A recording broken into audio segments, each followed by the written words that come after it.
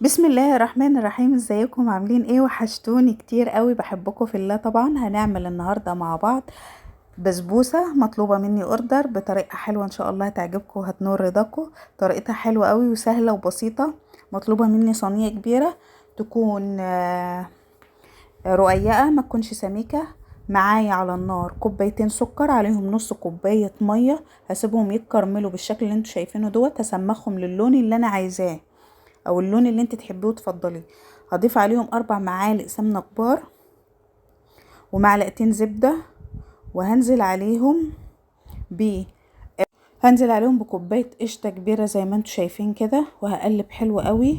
وهنزل بكوبايه زبادي وكوبايه ونص ميه، هتبقى مكمله للنص كوبايه اللي احنا حطيناها الاول. يعني على المقدار بتاعنا كوبايتين ميه في على النار.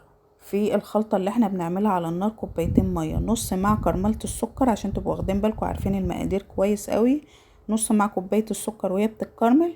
وهنضيف 4 معالق سمنة كبار ومعلقتين زبدة وكوباية قشطة كبيرة ومعايا كوباية زبادي.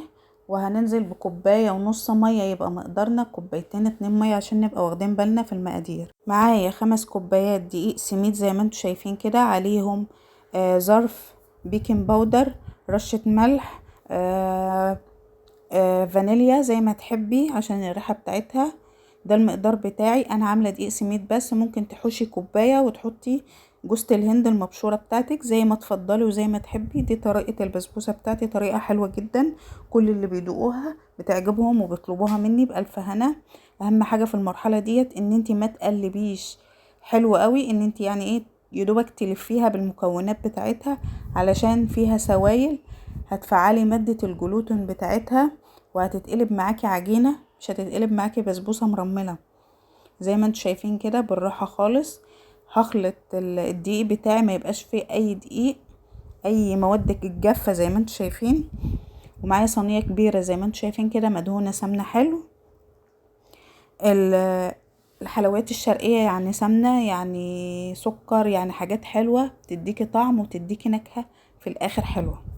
زي ما انتوا شايفين كده هحاول ان انا افرد في الصينية زي ما انتوا شايفين كده بطريقة وبسمك واحد، لان هي مطلوبة مني تكون رقيقة ما تكونش سميكة. شايفين ما شاء الله، ربنا يحسن ما بين ايديكم وتعملوا الاحسن والاحسن. ما شاء الله بتبقى طعمها حلو جدا جدا. عايزة بقى تزينها باي حاجة عندك، فول سوداني، اي مكسرات. انا كان عندي فول سوداني حاولت ان انا اشكله، لقيتها هتاخد مني وقت، قمت راح ايه رشه على الوش كده ومتكيه عليه ودخلتها الفرن تستوى وطلعت باللون الجميل اللي انتوا شايفينه دوت. ما شاء الله هي طالعه سخنه اهيت. هنزل عليها بالشربات بتاعنا. الشربات بتاعنا لا هو تقيل ولا هو خفيف، بالشكل اللي انتوا شايفينه كده.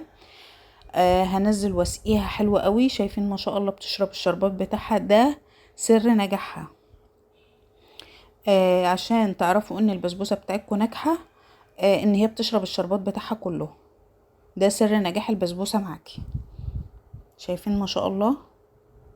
بألف هنا يا رب للي يطلب حاجة وللي عايز حاجة بتبقى طعمها بيبقى فوق من الروعة. ما شاء الله ربنا يحسن ما بين ايديكم جميعا. شايفين ما شاء الله مرملة وشكلها حلو قوي، شكلها جميل. شايفين ما شاء الله دايبة دايبة. شايفين الترميلة بتاعتها باينة ازاي؟